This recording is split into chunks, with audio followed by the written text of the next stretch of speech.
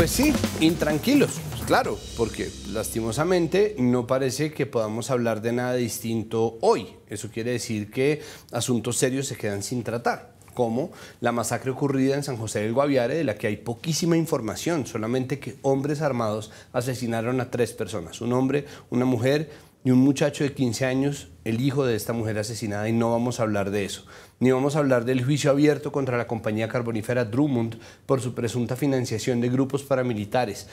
Es importante porque hace parte de la memoria de víctimas que llevan muchísimo tiempo reclamando justicia. Es importante porque se está poniendo por fin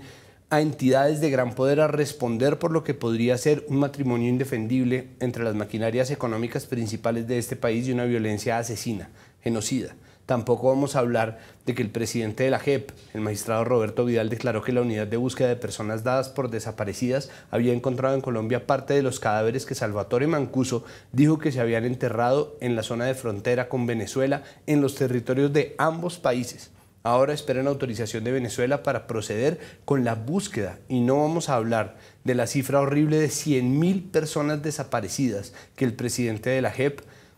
le dio en una entrevista a Yamid Amat para el diario El Tiempo. Entrevista en la que dijo que el país es un cementerio clandestino donde están los cuerpos de personas que fueron secuestradas y no volvieron. Y sé que ustedes vienen bajitos de ánimo y con los nervios de punta, y que esta es información que empeora todo. Al menos le daña a uno el día y la semana y el mes y así, pero ahí al menos sabemos que hay una institución, que la JEP está trabajando en un compromiso con la verdad, a diferencia de lo que parece pasar con el resto de las noticias del país. Todos nosotros y nosotras incluidos en esta sopa de especulación y mentira y silencios y verdades a medias, por lo que tampoco vamos a poder hablar de que el Nevado del Ruiz sigue en nivel de actividad naranja y el Servicio Geológico Colombiano sigue haciendo el llamado para que no se baje la guardia en la prevención de lo que pueda pasar, que no se sabe qué es. Es fácil olvidarse de una noticia que tiene plazos tan largos, que no necesariamente termina en algo determinado, porque son ritmos geológicos, que no puede predecirse, que no puede controlarse en su publicación,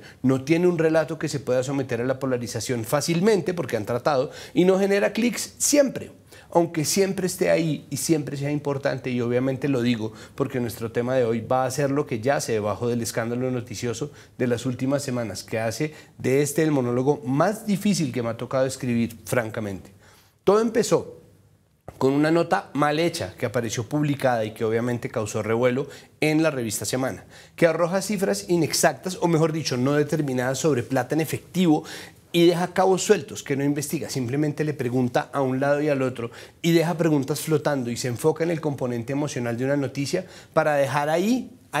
un hecho relevante como lo es una presunta violación a los derechos humanos, más exactamente un interrogatorio con polígrafo por fuera del debido proceso por parte de Laura Sarabia contra su ex niñera. Hasta hace unos días era ella, Laura Sarabia, la jefe de gabinete del presidente Gustavo Petro. Y ese mismo presunto abuso de poder es lo que luego queda flotando también tras el primer reporte Coronel sobre este tema, en el que se muestra que Armando Benedetti, antiguo jefe de Laura Sarabia, le pagó un viaje a María Elvis Mesa, la niñera a la que se interrogó por el robo de una plata. Dijo que esa misma niñera también había sido acusada por Benedetti, su entonces esposa, de un robo de plata en efectivo, que fue sometida a un interrogatorio con polígrafo, que luego ella, María Elvis Mesa, falló, aunque el polígrafo no sea un método exacto porque mide más los nervios, no necesariamente la mentira o la verdad. Luego Benedetti salió a contradecirlo y a hacer algunas precisiones, de las cuales algunas fueron refutadas, pero dejaron una contradicción abierta entre dos versiones, siendo que ambas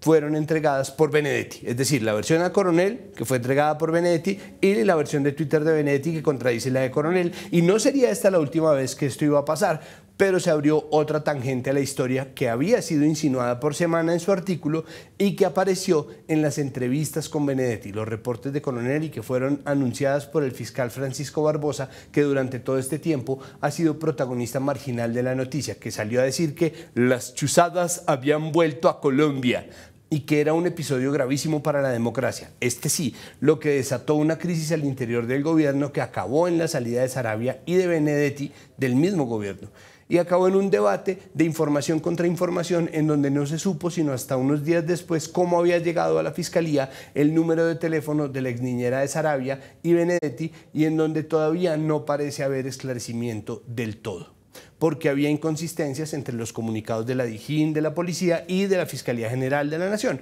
Hoy habló el patrullero que pidió la interceptación de la línea y siguen quedando muchas preguntas, pero esta ha sido una noticia que va poco a poco canibalizando a sus predecesoras. Porque ayer domingo en la noche, Semana publicó una nota en la que cuenta que están en poder de la revista Audios Exclusivos de Benedetti, en donde amenaza a Laura Sarabia con contarlo todo, lo que daría como resultado que nos jodemos todos y nos vamos presos. Las insinuaciones sobre dineros ilícitos, sea por excesos, por encima de los topes permitidos en campaña, por el origen ilegal de algunos de estos dineros con cifras absolutamente salidas de proporción, son claras y no pueden ser ignoradas. El problema es que están editados los audios, lo que hace que la nota esté incompleta, que lo está también porque no hay corroboración, simplemente la noticia de tenemos los audios y los audios editados y transcritos por Semana, que luego generaron otra queja de Benedetti porque, según él, están manipulados, aunque fue él mismo quien los entregó. Y nada de esto es poca cosa, claro que no. Pero bien dice mi mamá que una verdad a medias es peor que una mentira, ya que empieza otra etapa de nuestra eterna carrera contra las noticias, o al contrario de las noticias contra nosotros. Ahora, hace apenas horas, Benedetti le dio una entrevista a Vicky Dávila en donde dice que el que tiene información a medias es Coronel. Después de que él antes había dado una entrevista a cambio, después salieron los audios, después salió él a desmentirlo, salió Petro a decir y después salió él a desdecir y ahora le da una entrevista a Semana y empezó a decir cosas en donde recula desde sus primeras aseveraciones, donde dice que la plata que él consiguió no es como que él haya visto o tocado, que él simplemente consiguió gente que pusiera la plata, que él tiene que esclarecer las cosas. Y ha sido una semana y pico de agotamiento y de crisis. Y la oposición está claramente sacando provecho de esto, de las maneras en que pueden, cada quien como puede. Fico Gutiérrez otra vez en el centro de las cámaras porque no le da para estar en el centro del debate, poniendo denuncias en la comisión de acusaciones de la Cámara, las mismas que Miguel Uribe Turbay está diciendo que va a poner y que igual debería iniciar de oficio la comisión de acusaciones. Se le pide al gobierno que paren los novelones, pero el gobierno no parece capaz tampoco de controlar estos novelones que lo están superando y lo están resquebrajando. Y todos estamos en la incertidumbre de no saber finalmente qué carajos es lo que quiere Benedetti, qué es lo que sabe tampoco, que se enreda él en su propia necesidad de atención y en la urgencia que tiene de mantener su fuero especial de cara a las investigaciones que está cursando, de los juicios que puede tener ahí pendientes. Y está obviamente reclamando el favor que él hizo, pero al tiempo está ocultando los alcances de lo que hizo o está exagerándolos según le vaya conviniendo y esa conveniencia cambia segundo a segundo. Y el presidente, bueno, pues primero estuvo achicopalado y silencioso y tuvo el acierto de remitirse a la opinión pública solamente a través de los canales oficiales y hacer un discurso que devino en la locución para anunciar que salían del gobierno Sarabia y Benedetti después de varios días de silencio. Se separó de las interceptaciones como tenía que hacerlo y las llamó inaceptables. Así, sin tuitear, estaba todo como muy tranquilo, pero durante unos días antes de esa misma locución estuvo, por el contrario, demasiado ausente. Y sí existe un punto medio en donde se le puede pedir que esté, y ese punto medio nos habría permitido saber su ángulo a tiempo y no simplemente saber que faltoneaba a uno o al otro, que si los dejaba esperando, que si cancelaba su agenda, que aparecía o no, que había llanto y crujir de dientes en los salones y en los despachos de Palacio. ¿Qué necesidad había de ceder completamente el relato si es de eso de lo que se vive quejando? El caso es que finalmente volvió a Twitter y anoche que apareció el artículo de Semana hablando sobre que tenemos en poder los audios, respondió básicamente dando papaya y poniendo una foto suya con su hija diciendo intranquilos, ¿qué va? Y eso es precisamente lo que nadie quería ver. Una vez acabó de alborotarse todo el avispero, sacó ahí sí una respuesta más larga diciendo que no tiene miedo, que acepta las disculpas de Benedetti, que le pide disculpas en el trino donde denuncia que los audios están manipulados, pero que le pide que aclare lo que tenga que aclarar y nosotros con el corazón en la mano porque todo lo demás se queda sin pasar, sin documentar, desde las masacres y los hurtos hasta los volcanes y el clima, el precio de la gasolina, las encuestas, todo sometido a la crisis y a la guerra de la opinión. Como la extensión de lo que sabemos es tan limitada, solo puedo dar acá mis conclusiones hasta acá, a ver si de algo sirven. Primero, hay un vacío muy grave de información en donde los medios que ponen la agenda se sirven solo a sí mismos. Semana pone temas que cubre de forma incompleta y sesgada, pero que presentan denuncias graves, que potencialmente pueden abrir huecos enormes en el corazón de la vida política colombiana. Pero presenta reportajes que tienen que terminar otros periodistas de otros medios, publica antes de corroborar, edita en tiempo real y hace noticia de sus propias publicaciones con un exceso de alerta, urgente, alarmante, increíble, que tiene desde agosto del año pasado a todo el mundo con los pelos de punta. En respuesta, Cambio y la W, o mejor dicho, Daniel Coronel, responde con investigaciones que sitúan información en los huecos dejados por Semana, pero acaba sirviéndose a sí mismo también, no solamente por el tono de novela que tiene todo lo que aparece en la W, que puede, sí, que yo sé que se hace en nombre de contarle a la gente bien, pero es que claramente se está librando una guerra de medios que está buscando posicionar a Cambio en el mundo de los clics y mantener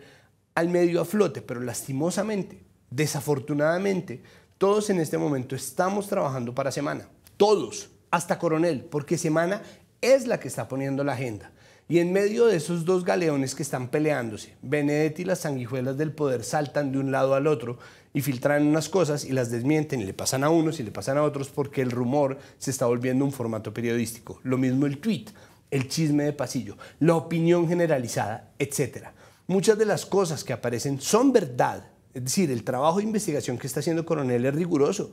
pero todo esto nos toca pescarlo entre un mar de ruido que es gigante y eso también es un problema. Como respuesta a esa incertidumbre creciente, la única estrategia posible es respirar y esperar. Y entiendo si eso parece virtualmente imposible, pero segundo, una de las consecuencias generalizadas de estas confrontaciones por el poder y por el poder de la agenda es el desgaste emocional de la gente que no tiene a la mano medios, información de primera mano o herramientas de análisis distintas a la histeria noticiosa generalizada. Y las guerras, desde la que libran al interior del gobierno convertido en un nido de víboras hasta la que le libran entre el gobierno y los medios por el posicionamiento precisamente de la conversación nacional, o la que libran entre sí los medios para tener el dominio de la ansiedad nacional, que lleva nombrando cada cosa como la peor crisis del gobierno Petro, y con eso nos han sumido en la zozobra desde hace 10 meses. A ver cuál es la siguiente peor crisis del gobierno Petro, es irresponsable, porque es una forma en que los medios noticiosos, en favor de sí mismos y de nadie más,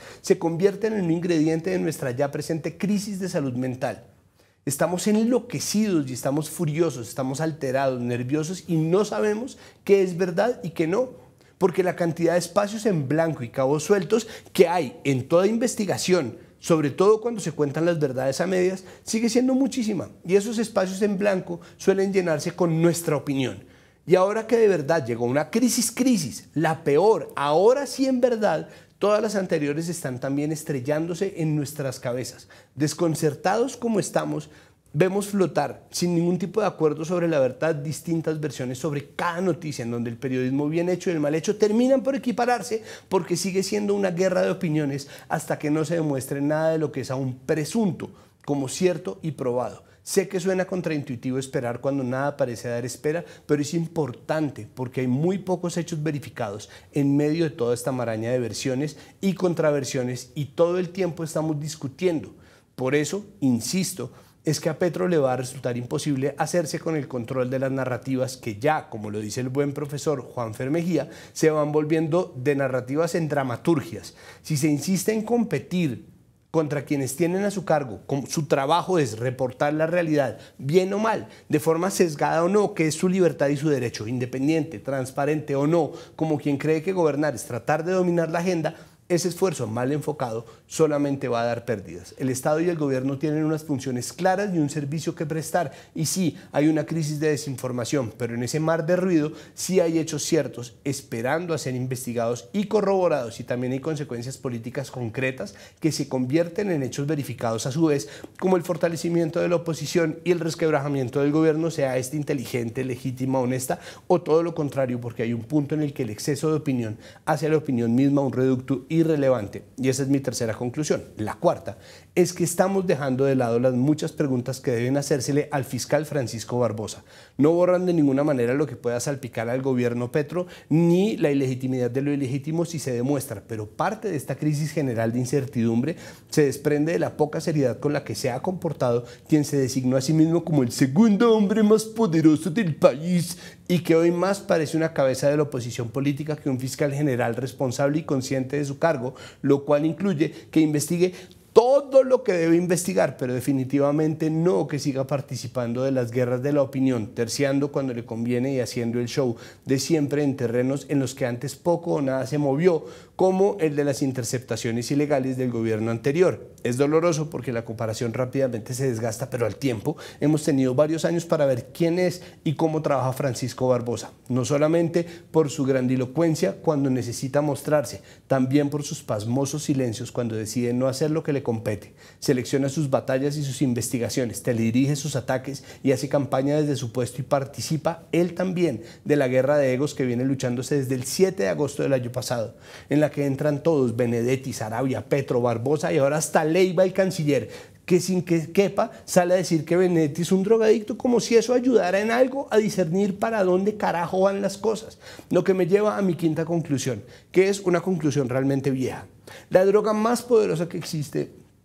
no es el fentanilo sobre el que miente Francisco Barbosa, ni es la cocaína que domina nuestra agenda nacional. Incluso cuando no se sabe si está ahí, y no es la marihuana cuyo mercado busca regularse en un proyecto de acto legislativo, ni es la heroína, es el poder. El delirio del poder para quien apenas lo prueba o quien de repente lo tiene en grandes cantidades o quien quiere más y más, hace que esta máquina que se resquebraja y se resquebraja resulte insalvable, porque esa máquina, el Estado y el gobierno funcionan en favor del poder mismo. La viudez del poder, la paranoia, la forma en que creemos que perdemos todo cuando se nos quita el poder es lo que nos hace olvidar que en un principio, o al menos eso se nos había dicho, el poder servía para algo, o servía para servir. Se suponía que estaba ahí para darle fuerzas a quienes buscaban mejorar las circunstancias del país, solucionar problemas y no simplemente mantenerse con él, en él y para él, comer de él, participar de él. Por eso, nuestro tema de hoy es todo lo que está quedando rezagado, arrasado por esta coyuntura ineludible. Los proyectos de ley, las reformas, las agendas del gobierno, el mapa político, la paz, el cambio, la conversación nacional, la coalición o lo que quede de ella, los diálogos, todo eso llevado por quién sabe qué motivos o agendas, intereses o lo que sea, es mucho lo que está en juego. Y nuestro hashtag de hoy es #el rancho ardiendo. Ya volvemos el lunes.